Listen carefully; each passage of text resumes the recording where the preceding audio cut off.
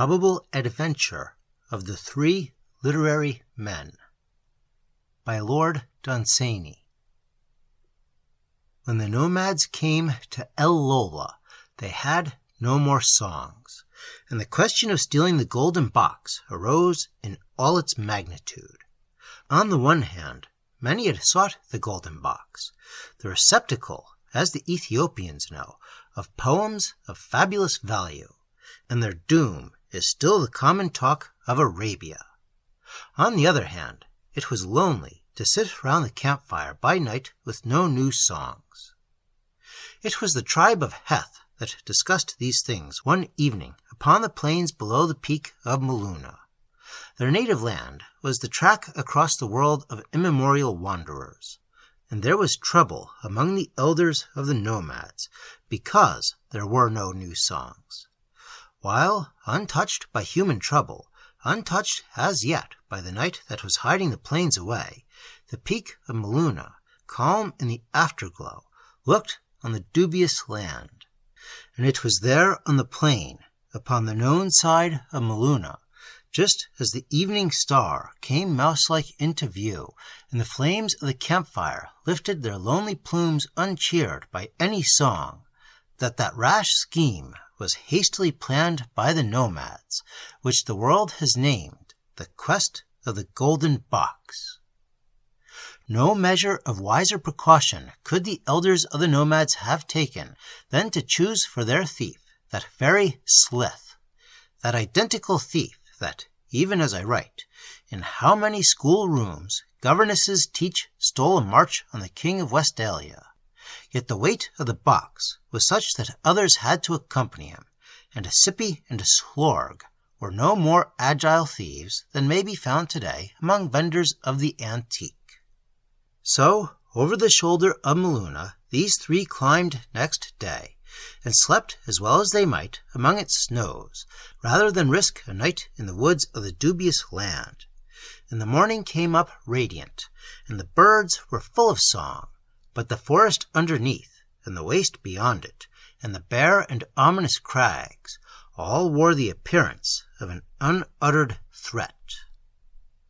Though Slith had an experience of 20 years of theft, yet he said little. Only if one of the others made a stone roll with his foot, or, later on in the forest, if one of them stepped on a twig, he whispered sharply to them always the same words, "That is not business." He knew that he could not make them better thieves during a 2 days' journey, and whatever doubts he had, he interfered no further.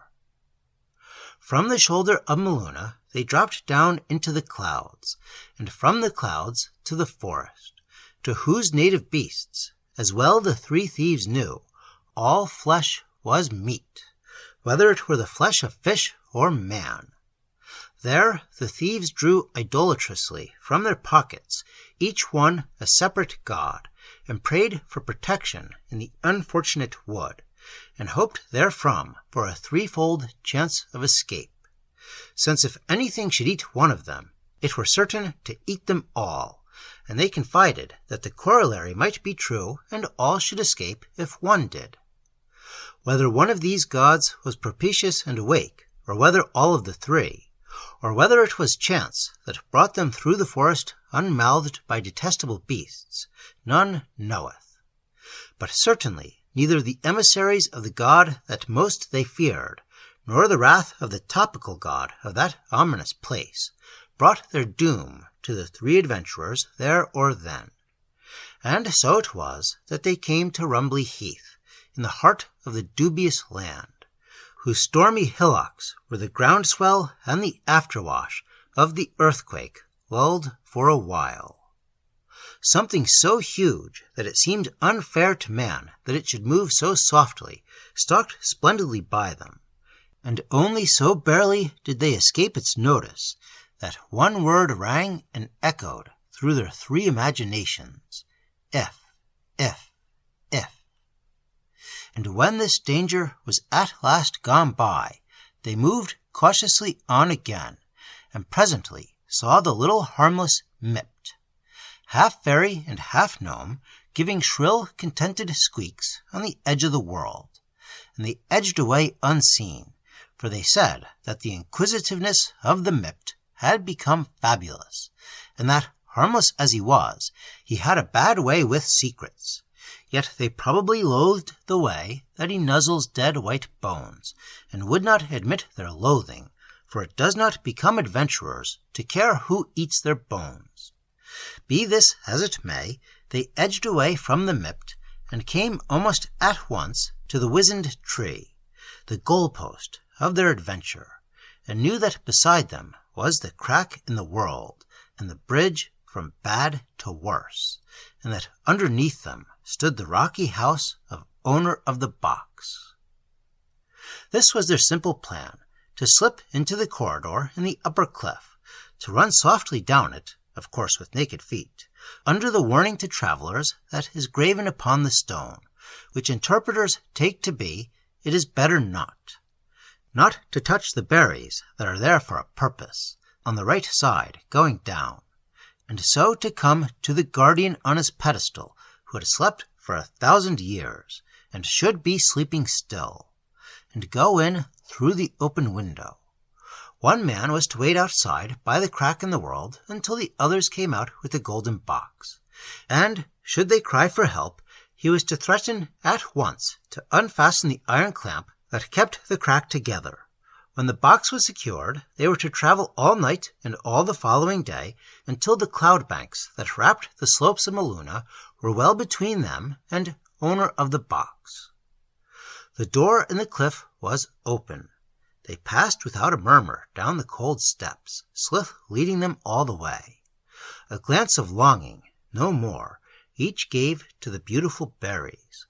The guardian upon his pedestal was still asleep.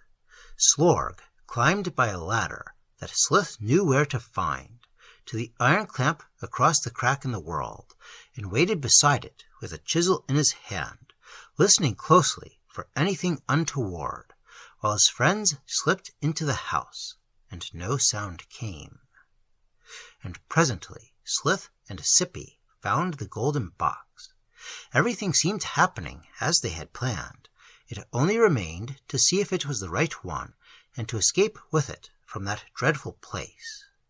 Under the shelter of the pedestal, so near to the guardian that they could feel his warmth, which paradoxically had the effect of chilling the blood of the boldest of them, they smashed the emerald hasp and opened the golden box.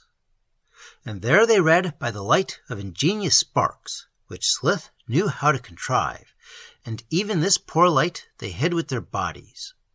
What was their joy, even at that perilous moment, as they lurked between the guardian and the abyss, to find that the box contained 15 peerless odes in the alcaic form, 5 sonnets that were by far the most beautiful in the world, 9 ballads in the manner of Provence that had no equal in the treasuries of man, a poem addressed to a moth in 28 perfect stanzas, a piece of blank verse of over 100 lines on a level not yet known to have been attained by man, as well as 15 lyrics on which no merchant would dare to set a price.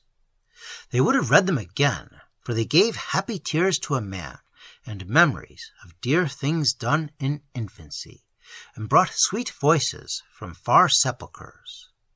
But Slith pointed imperiously to the way by which they had come, and extinguished the light, and Slorg and Sippy sighed, then took the box. The guardian still slept the sleep that survived 1,000 years.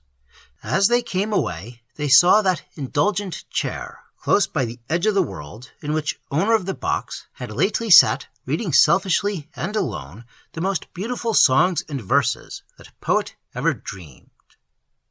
They came in silence to the foot of the stairs, and then it befell that as they drew near safety, in the night's most secret hour, some hand in an upper chamber lit a shocking light, lit it, and made no sound. For a moment it might have been an ordinary light, fatal as even that could very well be at such a moment as this. But when it began to follow them like an eye, and to grow redder and redder as it watched them, Then even optimism despaired. And Sippy very unwisely attempted flight, and Slorg even as unwisely tried to hide. But Slith, knowing well why that light was lit in that upper chamber, and who it was that lit it, leaped over the edge of the world, and is falling from us still through the unreverberate blackness of the abyss.